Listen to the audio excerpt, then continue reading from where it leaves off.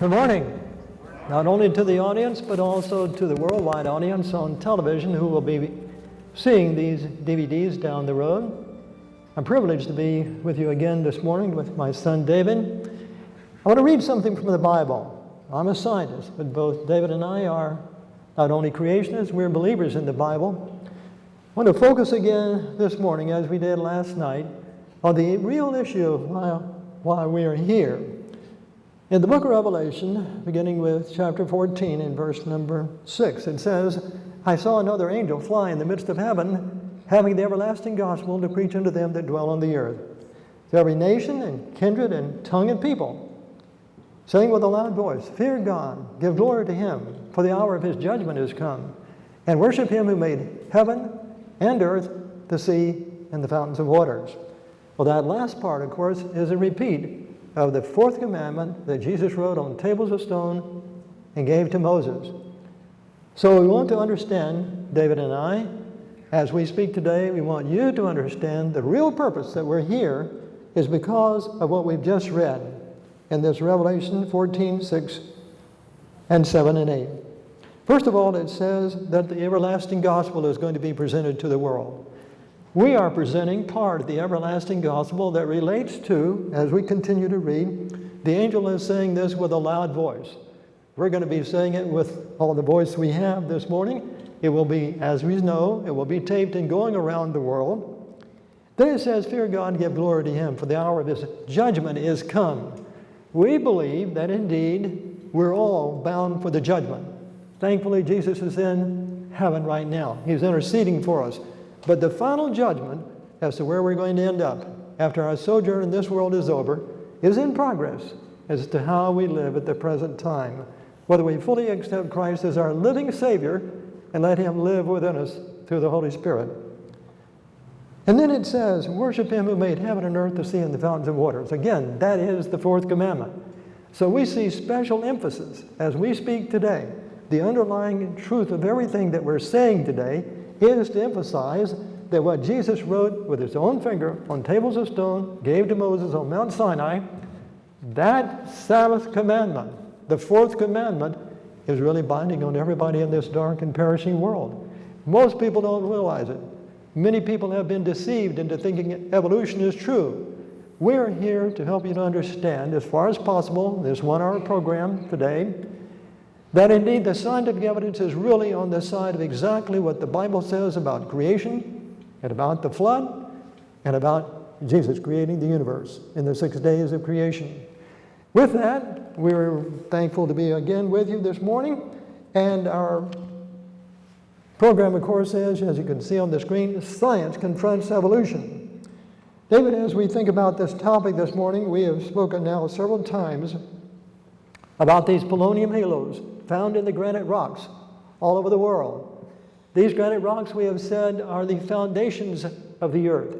Now we're going to be talking about what others have said, what we have said in the scientific reports to help you understand that this is not an isolated event back in the woods somewhere. All that we're talking about has gone out to the scientific world and the world's premier scientific journals. We're going to quote some of those passages that have been in the scientific reports I published while I was at the Oak Ridge National Laboratory. So David, we're going to begin now with some people who actually saw the implications, and it says insuperable geological problems. David, go ahead and read that and then we'll comment on it briefly.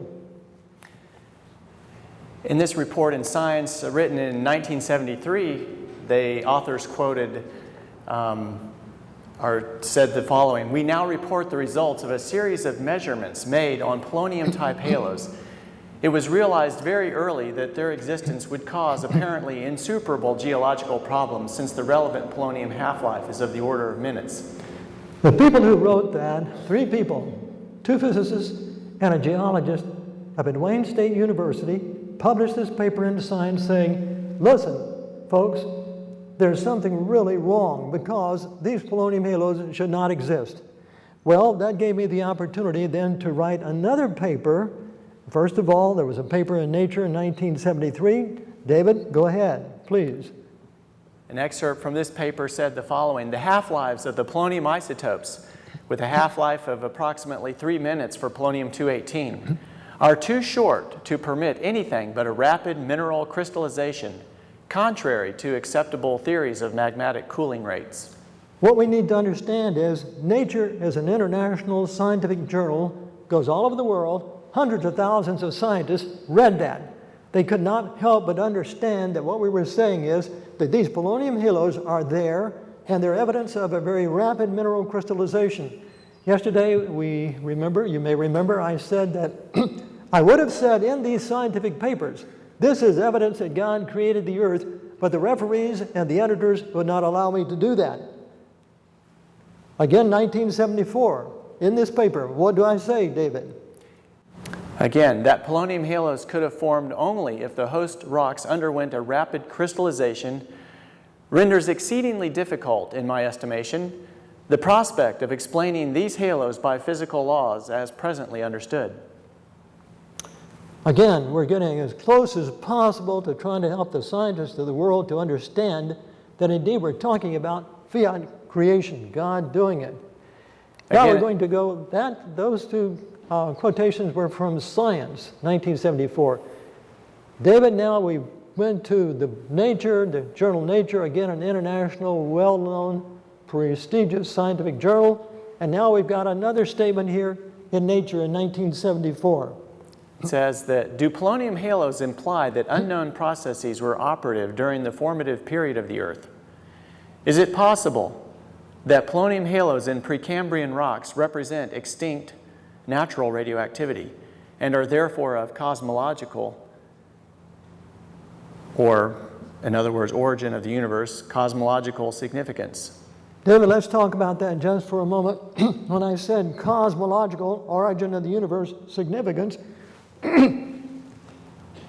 we're talking about what? The Big Bang to the present time, are we not?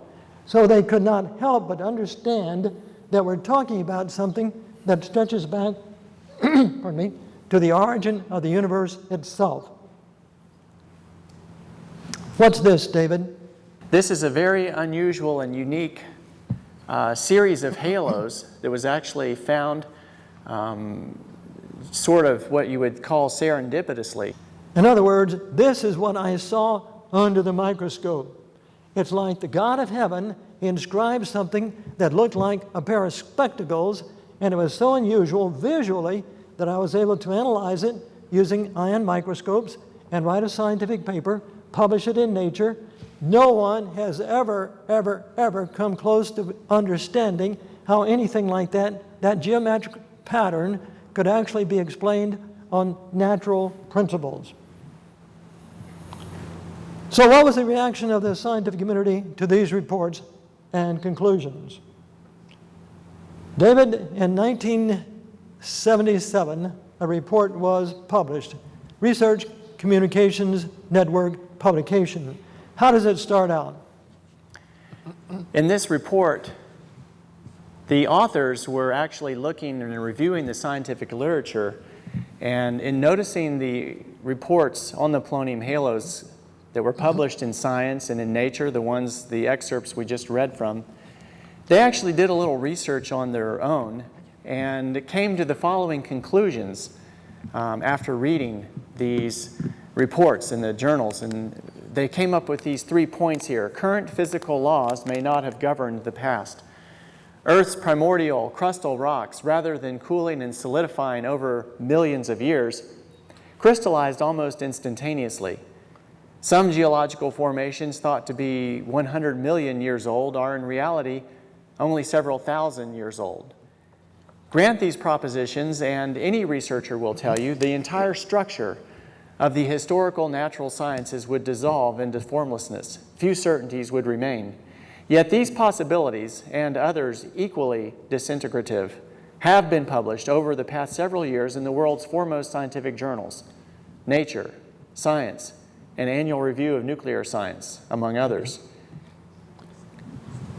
This information was gathered by an organization who sent letters of inquiry about to the world's leading scientists. 2 of them were Nobel laureates. They wrote answers back, and it was published in this Research Communication Network Breakthrough Report in 1977. We don't have time this morning to read all of those. If you go to my book, Creation's Tiny Mystery, which is online at halos.com, you can read all those letters. This morning we're just going to have one letter that we have time to read. David, this is now a letter that was in Research Communications Network, and it was distributed widely among the scientific community here in America and around the world. Right. This letter was actually written by Professor Edward Anders, University of Chicago. And he states the following. He says, his conclusions are startling and shake the foundations of radiochemistry and geochemistry. Yet he has been so meticulous in his experimental work and so restrained in his interpretations that most people take his work seriously. I think most people believe, as I do, that some unspectacular explanation will eventually be found for the anomalous halos, and that orthodoxy will turn out to be right after all. Meanwhile, Gentry should be encouraged to keep rattling this skeleton in our closet for all it is worth. David, what do you get out of what Ed Anders was saying? Well, I think it's like his response is similar to other scientists that have been faced with this evidence, and that is, it's remarkable, but yet somehow they believe that an explanation will be found that will somehow reestablish the credibility of orthodoxy. Not only to talk about it, but to help you to understand this has all gone out to the world's preeminent scientific community, and this is the reason why we did this. You may remember earlier I said the first night out that as I had that idea flash in my mind about the implications of these polonium halos for rapid creation, that I recognized very soon, very quickly, that, me being nobody, known by no one, to go out and tell the world, Christian world, publish an article in a Christian magazine telling them that the God of heaven had actually left record of his fingerprints of creation in the granite rocks of the earth, the foundation rocks of the earth, no one would have listened. So my wife and I prayed. David was too young to pray at that time. But we prayed that the God of heaven would lead and guide and direct so that eventually I would get to a national laboratory to actually do this work, use the equipment, begin to publish papers that would go to the world. Now, David, of all the people in the world who would be opposed to this, is it the scientists of the world or just the man off the street?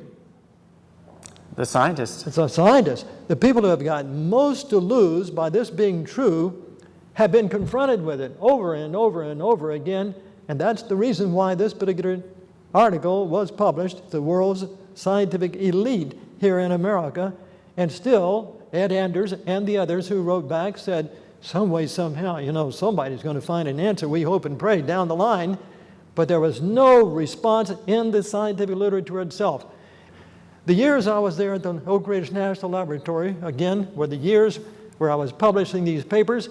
And remember that at the Oak Ridge National Laboratory, I was there for 13 years as a guest scientist. The reason I was allowed to stay that period of time is because, in saying all of this, no one was responding. No one was refuting the evidence.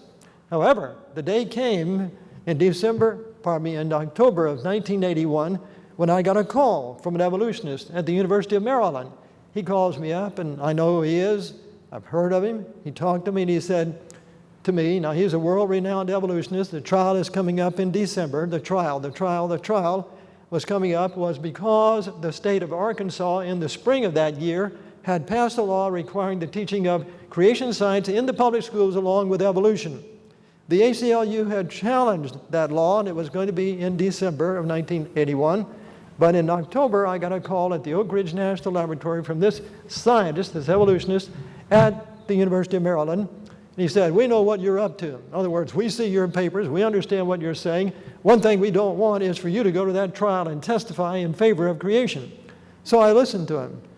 And he said, and I listened as quietly as I possibly could at that particular time. Anyway, I didn't say yay or nay. I said, I'll make my own decision about going to that trial. And he simply said, if you decide to go to that trial, and if you testify at the trial, there are going to be serious consequences for you in your research. I said, so be it. So, Judgment Day for Creationism, that was in December of 1981. This is the cover, of course, of Discover magazine, a picture from it.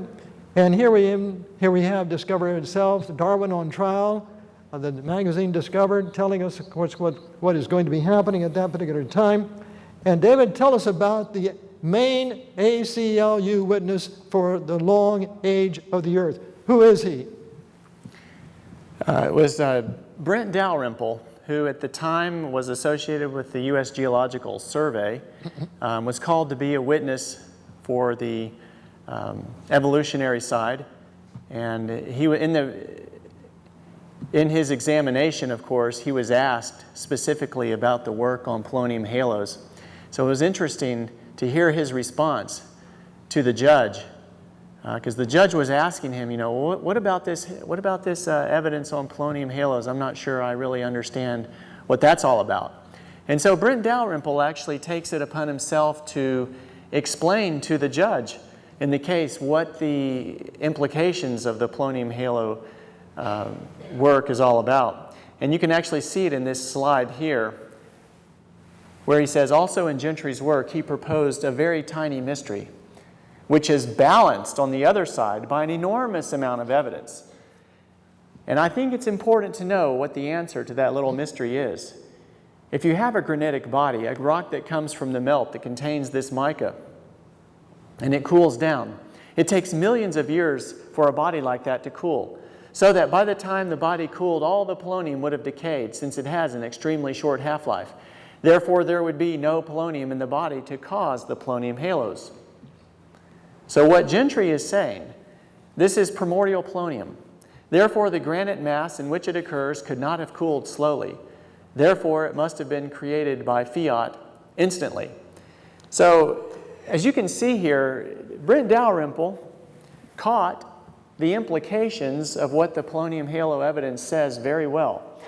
He was able to summarize it to the judge, and as you can imagine, he doesn't believe in it, but he does understand the implications of it. And he did say he wanted to know what the answer to that little mystery was. So you could imagine that perhaps maybe in the years after the trial, the little mystery was solved, and then that was it. And you also have to remember another thing. He says that he thinks that the polonium halo evidence is balanced on the other side by an enormous amount of evidence. But here's the problem with that kind of thinking. Sometimes in life, the smallest little things have a tendency to overturn the largest objects. So you can imagine in different areas, different examples where a very, very small failure or crack in a structure or a crack in a dam can actually be the one thing to cause the entire dam to collapse. And that's the type of thing I think that we have with the polonium halos. It is a very small thing, which may in certain people's minds be balanced on the other side by an enormous amount of evidence. But what you really have in the polonium halos is, to borrow the expression everyone is familiar with, is the Achilles heel of evolution. Because if you can't explain that tiny mystery, you in essence do topple the giant edifice, the house of what I would call the house of cards that most people refer to as evolution. David, isn't it true that preceding the trial, this is now 1981, I had been publishing all these papers there, from the Oak Ridge National Laboratory and the world's eminent scientific journals. Brent Dalrymple and other scientists had had the opportunity of going in and looking at, of course, all of these papers. He was well familiar. They had been studying it for years, he and other geologists and geochronologists. So here we have him saying at that particular point in time, I don't know the answer. Now, here's what also happened. Back in 1979, as you can see from the screen up here, I published a letter. First of all, a man by the name of Dr. Paul Damon, Department of Geosciences, University of Arizona. I published a paper in conjunction with a seminar, or a paper I published with respect to polonium halos, secondary polonium halos in codified wood. We'll be able to talk about that just very, very briefly. And now Professor Paul Damon, Department of Geosciences, back in '79, wrote this letter to the Transactions of the American Geophysical Union, saying, this just can't possibly be. The polonium halos do exist, but Gentry's interpretation of them as indicating a fiat creation just cannot be true. So it gave me the opportunity of responding here on the right-hand side. We don't have time to read it all this morning, but here's what I said. I said, here, you fellows, basically the evolutionists, have a theory. That theory says that granites form naturally deep underground for long periods of time, millions and millions of times. Therefore, I said, it is natural, it is absolutely imperative then, if that's scientific, you've got to be able to reproduce just a simple piece of granite, hand-sized piece of granite, in the laboratory under the same conditions that you say they formed under. Well, we don't have time to read everything that Brent Dalrymple said at the trial, but the question was asked of Brent Dalrymple there at the trial, can geologists form granite, synthesized granite in the laboratory? And he goes on, you can read it in my book, it's on halos.com, Creation's Tiny Mystery. Brent Dalrymple goes on and on and on, trying to explain to the judge why geologists cannot synthesize, duplicate just a simple piece of granite. And so this is basically what came out here in May 29, 1979. I challenged the entire scientific community all over the world. This went all over the world. And I said, I'll give up my theory, so to speak, of instant creation being capable of being created by God if someone can take it in the laboratory and confirm the original hypothesis of geologists, and that is synthesizing a piece of granite. Then I said also, these polonium halos, that people say, well, no, we don't know what they came from, but it had to be natural. If it was natural from some other source of radioactivity, again, you have to be able to duplicate it in the laboratory. So I presented two challenges to the scientific community of the world. Synthesize a piece of granite that will validate the historical geological view of how granite formed over millions and millions of years. Synthesize just one polonium-218 halo in a piece of granite, and you will have falsified, so to speak, my view that indeed these are fiat. This is evidence the God of heaven placed in the rocks as his fingerprints of creation, and that's why you can't duplicate them. So this is 1979. What we were talking about just then with Brent Dalrymple was 1981. Brent Dalrymple knew all of this. So when he was being questioned there on the witness stand, he was not ignorant of the issue that neither he nor any other geologist in the world had been able to synthesize a piece of granite. Neither had they been able to actually synthesize or place a new polonium halo in any piece of granite that even already existed. So the trial then proceeded, and as David said, the ACLU tried to get Brent Dalrymple to picture what we had found as a very tiny mystery. Well, the very fact of the matter is that those little tiny mysteries are in granite rocks all over the world, trillions of them. They're just not isolated in one granite in one spot. It's all over the world. It's worldwide, which is exactly what you would expect if God created the earth and left these evidences of creation in the granite rocks, so you can go anywhere in the world and find these polonium halos in these granite rocks. So, that's just a little background, but then later on, the National Academy of Sciences, now that was 1981, National Academy of Sciences, 1984, they saw the ripple effect of what was going on in the scientific community and in the educational community, and they published this magazine, Science and Creationism. Tell us a little bit about it, David. This booklet, very interesting. National Academy of Sciences goes on record. And they say the following: the hypothesis of special creation has been repeatedly and sympathetically considered and rejected on evidential grounds by qualified observers. In the forms given in the first two chapters of Genesis, the theory of special creation is now an invalidated hypothesis. David, in saying what they said here, they knew, the people who wrote this, some of those people knew what I had said at the Arkansas creation trial, and word was getting out that, in fact, we'll see later on, word was getting out to the students and to the educational institutions that it was all over for evolution. And this booklet was published by the National Academy of Sciences to try to basically overturn the evidence that was already beginning to progress throughout America that something truly was wrong. Now, a few years later, this was now written in 1984, and as I said, the people who wrote the booklet well knew the outcome of the trial. They well knew that Brent Dalrymple had not been able to synthesize granite. They well knew he had not been able to explain the polonium halos by any rational means, but yet they published this in any event. 1987, should creation science be taught at the University of Tennessee? David, give us a brief rundown as to what was going on there, because you were there with me that particular night. There was a student organization at the University of Tennessee that, believe it or not, believed in creation, believed in young age of the earth. And when they found out about the work that had been done, the scientific research that had been done on creation, they contacted Dad and they said, you know, there's perhaps an opportunity to use the UT campus as a forum to bring this information to greater visibility.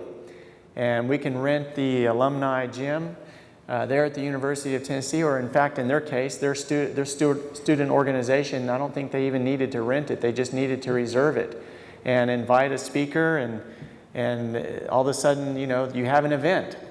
But that event caused a very, very huge stir in the campus, at least within the science department, because here you have somebody coming on campus who has a modicum of credibility, right? Because the Oak Ridge scientist published a lot of papers coming in there saying, you know, why shouldn't creation science be taught at the University of Tennessee? It's got published scientific evidence behind it. So there was quite a bit of interest from the faculty in this meeting. In fact, you can see the reaction of the scientists, the faculty members that were there at the meeting that night. And their attitude was just shy of friendly. Well, David, we'll continue just a second. Let's get a little more background here.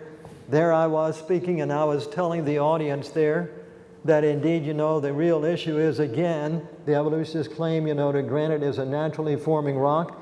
I've challenged the scientific community to go ahead all over the world, synthesize just a small piece. There are billions of cubic miles of granite all over the world. They supposedly have formed over millions and millions of times over Earth history. So I'm asking them just to synthesize a very, very small piece of granite. They're not doing it. So I was there standing in front of the audience that night, telling them that indeed they had failed, that evolutionary geology was wrong because they had failed to confirm their basic assumption. Whenever you have a theory, the theory is no good unless you, what? Confirm the basic assumption. Ptolemy had a theory of what? The earth and everything being the center, and the sun and everything revolving around the earth.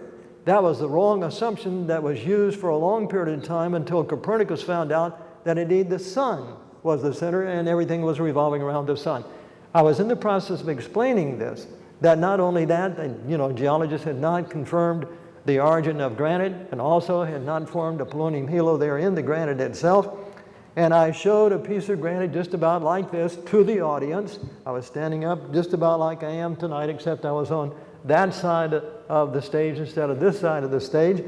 And I was pointing out that indeed in the rocks of the earth itself, if you drill down and get cores, if you go into a place where granite had melted in the earth and then re-solidified, it solidifies into a rock like this, which is called rhyolite. Now you can easily tell the difference between that piece of granite with all those black specks and all the halos in it, polonium halos, and this piece of rock, which is the rhyolite. All the halos are disappeared, and you no longer have the coarse-grained structure of the granite itself.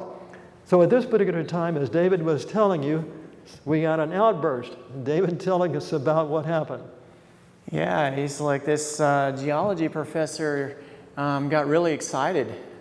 He was very glad that he came. What about the students starting to clap? Well, I'm sure he had told his students, you know, hey, I'm going to be there tonight. Let's all come. So when he stood up and walked up to the front to ask the question, all his students were there clapping. They were all cheering for him, you know, because he was going to set the record straight. So there he is, a picture of him, of actually a screen frame shot. This is taken from the video, where he's kind of exclaiming here, you know, hey, look, you know, what are you talking about? You can't synthesize granite in the laboratory. He says, I do that all the time in my laboratory. You know, it happens all the time. You know, just because you're not informed, just because you don't know what you're doing, don't come here and tell us that you can't form granite in the laboratory. It's done all the time. So basically, you know, Dad was saying, "Oh, that's good. You know, that's good. Can you go back to your laboratory and make some granite and bring it back to us?" He goes, "Oh, well, no, actually, my laboratory is not set up for that. But they can do it down at Johnson Space Center." I was like, "Oh, well, wait a minute. You just got through saying that you can do that here." Anyway, I'm going to probably mess this up. Well, remember at the time I had a piece of granite, and he was there telling you know, that I didn't know anything about the granite formation and so forth. So he was in the audience out there, and I said, "Well, why don't you come up to the microphone?" You remember, you were there. Yeah. And so everybody could hear what you're saying because people couldn't hear, didn't have a microphone. So he came up, we had a conversation one-on-one right here with everybody looking and everything. And I had a piece of granite like the one you just saw in my hand.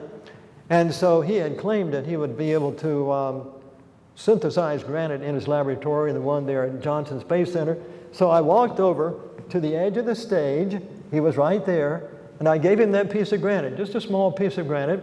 And I said to him, "Here it is. How long do you think it would take you to form this in the laboratory?" He looked at it for about 15 seconds. And he said, "About a week." So I immediately said, "Can we come back in a week and see it?" "Yeah." Well, he said, "I can't do it here, but I can go to the Johnson Space Center." I said, "Well, that's all we need." I said, "I'll give you my telephone number. You know, we're going to make this a citywide, statewide, national event. Geologist comes and synthesizes a piece of granite. I've been challenging the geology departments all over America to do it for many, many years now. Now you can do it. Now we're going to be waiting for the answer." Anyway, if you want to read about it, you can go to my book, Creation's Tiny Mystery, and you can read. I've got several pages of the actual back and forth response between myself and Larry Taylor. Or you can actually go on the website, halos.com, and you can actually see the DVD itself, University of Tennessee presentation, 1987. It's all there. Well, it's interesting he didn't realize, you know, we showed some of the quotes last night from the Origin of Granite Symposium that had been held back in the 40s when some of the people were saying, you know, well, our points of view, you know, the problem of synthesizing granite, or the problem of the origin of granite is really an old friend, but, you know, our points of view, like whiskey, will doubtless change and improve with age. And then, you know, 50 or 60 years later in 1988, you know, W.S. Fife says, well, I hope 100 years from now we're not still discussing the origin of granite. So you would think then that he would have realized that even, you know, scientists who have no connection with the religion or the Bible or anything else, they don't know how granite formed. And none of them are saying that you can synthesize granite in a laboratory. That's the whole point of why they have the conferences, because you can't synthesize granite. You can take sedimentary rock, you can take sandstone, things like that, and, you know, crush up the sandstone and then kind of, you know, reform it under a vise and a press in the laboratory, and you can make sandstone in your laboratory. No big deal, right?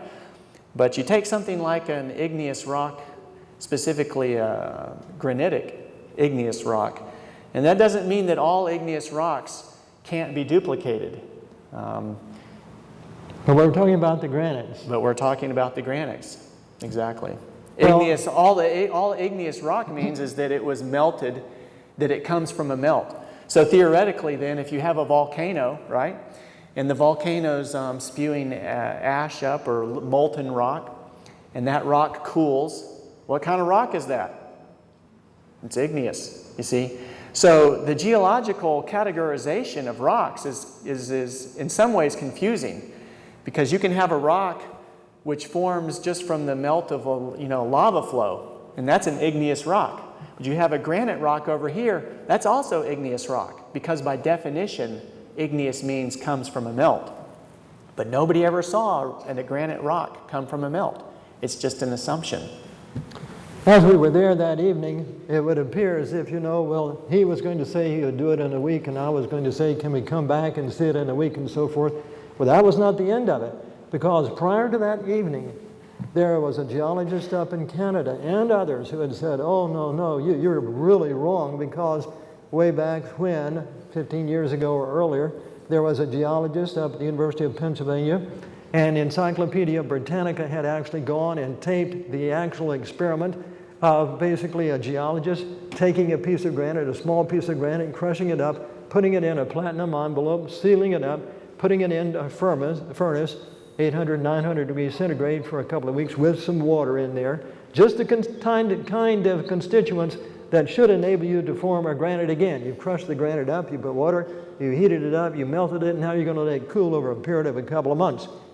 And this geologist was saying, he was a very, very anti-Christian individual, saying, we've already done it. You're just all wet. You know, whatever you're saying about instant creation and everything, we've already made the granite in the laboratory and so forth.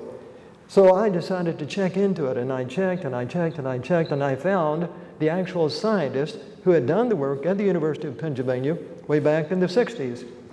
And I managed to get in touch with him. He was on vacation somewhere, he had retired, and I told him what I was looking for. I'm looking for that rock, that particular rock that formed that time when you were doing the experiment. He knew exactly the kind of experiment I was telling. I described it, and he said that's the one that was done by, taped by Encyclopedia Britannica. I want that rock. I want a piece of it. I want to see what it looks like when you brought it out of the oven, you know, after a couple of months and exposed it. He said, well, I don't know if I can find it or not. But anyway, he looked and looked and looked. And the night before, the Saturday night, I got a call from him, and he said that indeed he had found it. And I said, I'm going to need it for Monday night, a presentation at the University of Tennessee. He said, I don't know how I can get it to you. I said, go down to the airport, send it to me, Delta Dash, I'll get it tomorrow on Sunday. And I got it. And that night, I described what I'm describing to you right now. And you'll be interested, if you want to go to the website and look at our DVD, to see the 22-minute exchange between myself and the geologist, and the surprise when I showed that indeed that particular piece of rock coming out of that particular experiment, right there before the eyes of everyone, I said, there's nothing there like granite. It's like the rhyolite. It does not come back to granite. Silence, silence. And I said, if you ever think you can form granite in the laboratory, I'll give you my telephone number. We're going to make it statewide, citywide, nationwide. In any event, days passed. Nothing was forthcoming in a week. 6 months later, there was still no response. So then I wrote to Dr. Kara Walker requesting the granite synthesis report. First of all, the geologist had said, you know, I got these hundreds of reports describing the synthesis of granite. He never responded, so I wrote a letter to the chairman of the geology department describing that indeed what he had told me. I said, he won't send those papers to me. Please send them to me if they exist. More than 23 years later, here tonight, those reports have never appeared. The granite synthesis rock that he claimed to do had never appeared. Not only that, I spoke at the University of Tennessee just 2 years ago. I advertised widely in the Knoxville News Sentinel, a full-page advertisement saying what I was going to be doing at the University of Tennessee this time, like I did in 1987. I put 2 half-page ads in the Daily Beacon of the University of Tennessee to make sure all the students on the campus knew what I was coming about, describing exactly what I was going to be saying. The ad there in the Knoxville News Sentinel went out everywhere. Guess how many people came? Less than 100 people. Guess how many students came? 1. Guess how many faculty members came from the University of Tennessee? None. What about that geology professor? This was his opportunity to come in and say, you know, 23 years later, or 22 years later, here it is. No one was there. There were people there, some people from the community in Knoxville came and heard, but the actual people that I was challenging to come forth and produce the evidence were not there. We're saying this tonight to simply help to understand that indeed there has been, and still is, this evidence out there to the world. And some people, many people who are on the other side and believing in evolution, they're keeping absolutely quiet. That's why you haven't heard anything about this for the last 20 some odd years. Do you remember I said that this geologist from the University of Maryland said if I testified at the Arkansas creation trial, there were going to be serious consequences. Basically what has happened after that, 6 months later, I was asked to leave the Oak Ridge National Laboratory because of the publicity. I was able to stay there those 13 years because I was publishing in open scientific journals. I don't have time tonight to tell you that just before I left the Oak Ridge National Laboratory in June of 1982. In April of 1982, I published another paper, The Long-Term Storage of Nuclear Waste, Solution to the Problem. And it went before the United States Congress, and it was published in the Senate Record, I believe it was April 30, 1982. And indeed, it was acclamated. It was reproduced by acclamation there in the Senate Record. If you want to see the actual evidence of it, read my book, Creation's Tiny Mystery. You can read it online. But in spite of the fact that this report actually gained national attention in the United States Congress and throughout the Department of Energy, they were so determined to let me go because I broke the great rule of science. The great rule of science is you can believe whatever you want to if you do it privately or if you publish within the scientific community. But if you go out publicly and tell people that evolution is wrong, and more than that, you committed the greatest of all sins, you told them you've got evidence to show that they're wrong, and indeed there's a test, a falsification test that shows they're wrong. When you did that, we had to get rid of you. That's basically what they were saying. Well, David, as we continue here, we've still got these creation halos in the rocks. And now, is there more? Remember at the creation trial, Dalrymple said what? This is a tiny mystery which was balanced on the other side by an enormous amount of evidence. Then what did he say later? Later, in his letter? Are you reading this? Yeah, he actually, interestingly enough, in 1992 and 1995, he was sort of commissioned by the National Science Center for Education to actually write a fundraising letter. Well, let's stop there just for a moment. To show you the value of my son and my wife, we got these letters, and I'll show one of them, first of all, right here. Was sent to me. I'm a member of the American Geophysical Union, and so I get mail, from various scientific organizations, American Physical Society and the AAAS and so forth. Got this letter from the National Center of Science Education. National Center of Science Education, edited and also directed by Eugenie Scott, world-renowned evolutionist. She had a fundraising letter sent, and I could look on the outside and say to myself, there's nothing there that I want to read, so I was going to throw it away. David and my wife, Pat, they took the time to read the letter. Thank the Lord. Read the letter, thank the Lord. They then come to me and said, Dad, Bobby, do you see what's in this letter? I said, what are you talking about? David, this is now in the letter. We're taking excerpts from the letter. This 92 letter came to me from the American Geophysical Union. Fundraising letter. Go ahead. Yeah, he's saying in here. Wait a minute. We don't know who he is yet. We'll tell people that later. Just a minute. The author of the letter. Okay. The author of the letter is saying, I'm writing to tell you about the National Center for Science Education, an organization of scientists that defends rational science education. The problem is the fundamentalist opposition to evolution. I know it's hard to believe that evolution can still be a problem in 1992 at that time, but the opposition to evolution throughout the world is actually increasing. He's saying the movement is called scientific creationism. It's composed of biblical literalists who claim to have scientific evidence that the world was created all at one time, only a few thousand years ago. Some of our colleagues think that the scientific creationism movement can be ignored, but I think they are wrong. The movement is beginning to affect some college classes too, as members of Genesis clubs enter classrooms with disruptive and difficult to answer questions. You think about that. It's hard to answer those questions, How would you answer a student who announced in your class that the second law of thermodynamics doesn't permit evolution, right? Or, and this is the one that sort of caught my attention, as we're reading this, I just thought this is kind of funny, this letter. Or that the presence of polonium halos in granite demonstrates that granite had to have formed suddenly, i.e. was specially created. So, who was it signed by? Signed by somebody near and dear to the creationist movement's heart. Somebody that we had actually already been introduced to earlier this morning. At the Arkansas trial. At the Arkansas this trial. was Brent Dalrymple. Same guy. Brent Dalrymple. Here he is again saying, how are you going to answer people that talk about these disruptive questions in your class? You know, second law of thermodynamics doesn't permit evolution. This is now, tell them this is a different letter. 3 years later, we got another letter, and you and Patricia again grabbed the letter before I threw it away. Says almost the same thing. It's a fundraising letter, but a little bit further on, Brent does what, David?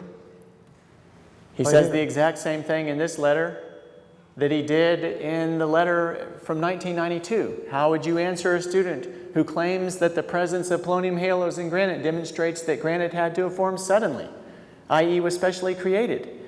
So he repeats his query 3 years later in the same type of fundraising letter. And let's see if we can get a wider view of what's going on here. This man, Brent Dalrymple, who testified at the Arkansas creation trial, the man who got the Medal of Honor from President Bush in 2005, world-renowned scientist, is here in 1992. It's been bothering him. He didn't know the answer to the tiny mystery. So he's sending out this letter that goes to 30,000 or more scientists, his buddies, and asking them, guys, tell me, what can we do? These kids are going into these classrooms and they're disrupting everything. I don't know the answer. Some of you, 30,000 or more, or 50,000 or 100,000, come up with an answer. We need to have it. That was 1992. He didn't get it. Come 1995, he says, we've got to get it. I've got to be satisfied with what's going on. So he does it again and sends out this letter. And David and I are amazed. I was amazed that Brent Dalrymple would come to this point of admitting on 2 separate occasions after, you know, he's the world's renowned authority supposedly in geochronology and the age of the earth. But there he is doing it. Well, did you send him a video? You know what? He didn't. I'm just kidding. No. I'm glad you I'm glad you said that. Otherwise, I may have. I will follow it up. Brent Dalrymple, very soon thereafter now, publishes a couple of books.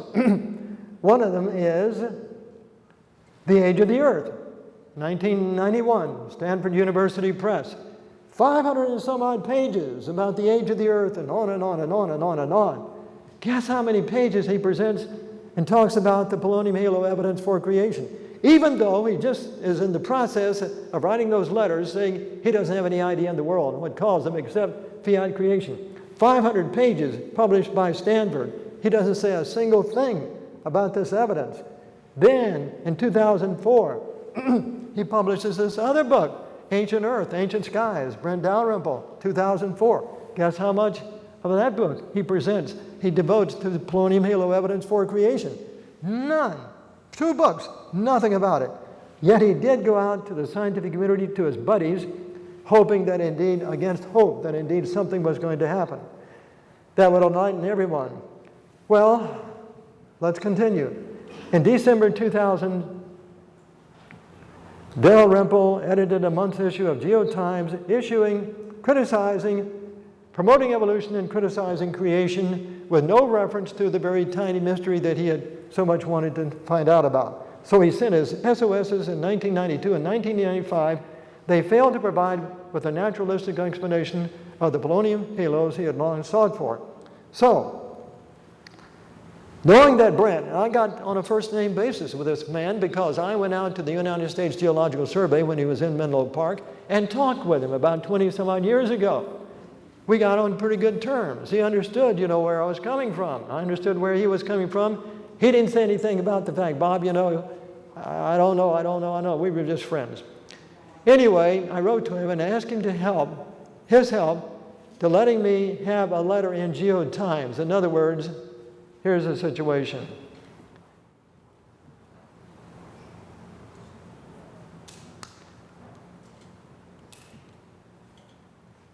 He had, in 2000, authored an issue of GeoTimes in which it was evolution, evolution, evolution, evolution, evolution. Okay? What I did was to write Brent and say, Brent, I need your help. I need your help because I want to respond to this article you published in GeoTimes. Notice what he says when he writes back to me from Oregon State University. Dear Bob, thanks for the copy of your letter to Sam Adams, who is the editor there, the publisher of Geo-Times. I'm asking him to let you have, a short response to that whole issue. And he goes on to say, completed the manuscript and another manuscript and so forth. He'll be soon leaving, of course, Oregon State University, but he wants to keep in touch. Keep in touch. We're friends. So what did I do before I go any further? So one way or another, I talked to Brent Dalrymple, and I say, Brent, you're on the wrong side of the street. You may believe, as you believe in evolution, but the evidence is over here on the other side, and you don't have an answer. I said, the time has come, Brent. Time is running out for you to make a change in your life and become a Christian. I said, when that day comes, you call me. I want to help you to become a Christian.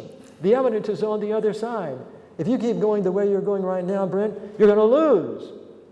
In any event, they did let me publish one small letter in Geo-Times here in March 2001. What do I say in that letter? You look over there on the left-hand side, you can't read it, but you go to my book, you'll be able to see it. Basically, I repeat what Brent Dalrymple said in those letters in 1992 and 1995, and I said, no one is responding. Why is the geological community composed of tens of thousands, 50,000, hundreds of thousands of scientists? How come they're so silent? Well, the answer is, of course, they don't have the answer. So there's a lady, a physics professor at Florida State University. Now, this was after the trial.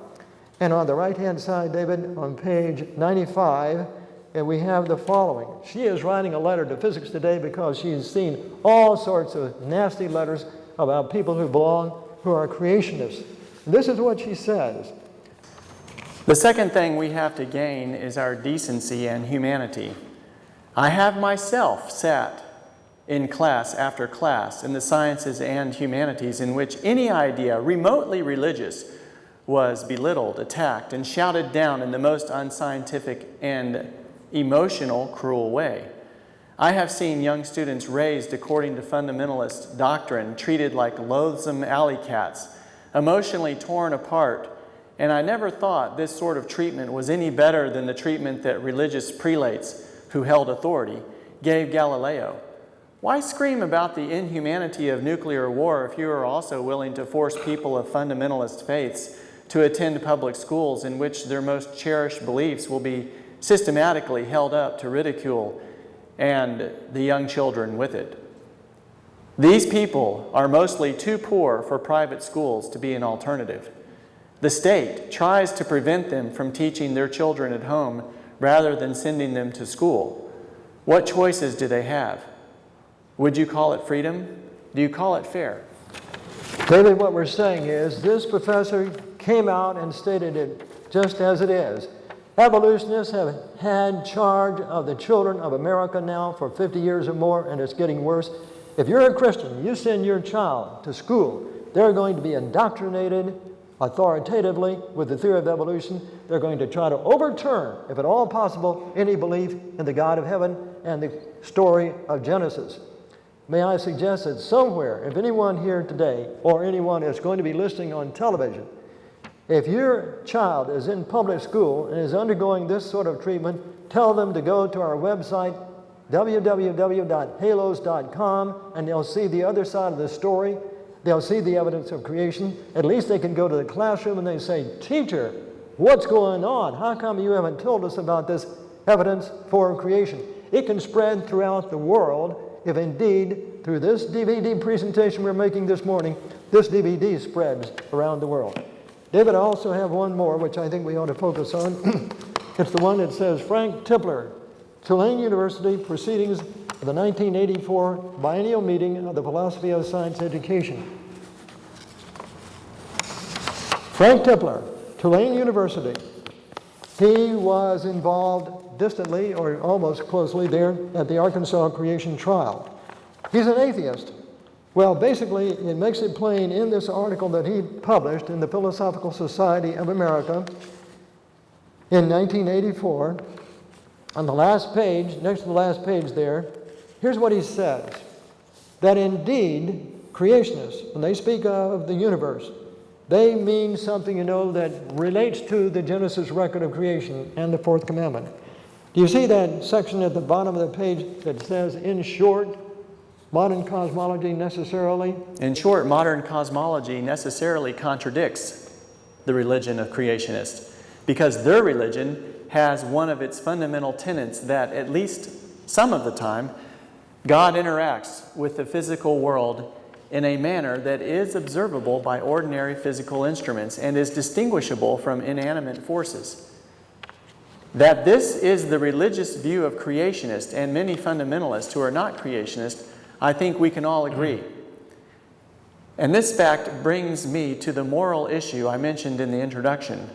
I think that in teaching the evolutionary theory, which I and most of my readers believe in, the public school system is forcibly denying the creationists their religious liberty. Do we understand what we just read? First of all, he's saying that modern cosmology, contradicts the religion of creationists because their religion says there's got to be something in the world that God has done. That's what we have shown. Frank Tipler, who wrote this, didn't know anything about it, or if he did at the Arkansas creation trial, he ignored it. Number two, he is saying as an atheist, that indeed the teaching of evolutionary theory, which I and most of my readers believe in the public school, is forcibly denying creationists their religious liberty. Have you ever heard of anyone going to a trial, the lawyers going there defending the teaching of creation in the public school, and talk about the religious liberty of the students? The religious liberty of students, Christian students, in going to the public schools has absolutely been done away with completely. We could go on and on and on, but our time is up. We had the wonderful opportunity, David and I, of presenting this information to you. In essence, it is that the God of heaven has given in His Word, for in 6 days the Lord made heaven and earth, the sea and all that in them is, and blessed the seventh day. 6 days the Lord made heaven and earth, the sea and all that in them is, and rested and given the seventh day, and blessed the seventh day, and hallowed it. That statement given by God, Jesus Christ, to Moses there on Mount Sinai is, in my opinion and David's opinion, something that we're all going to face in the judgment. Did we accept it, or did we go on the road of evolution?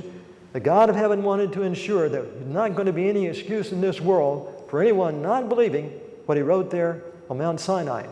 Thank you so much for the opportunity of being with you and with our worldwide audience, TV audience today.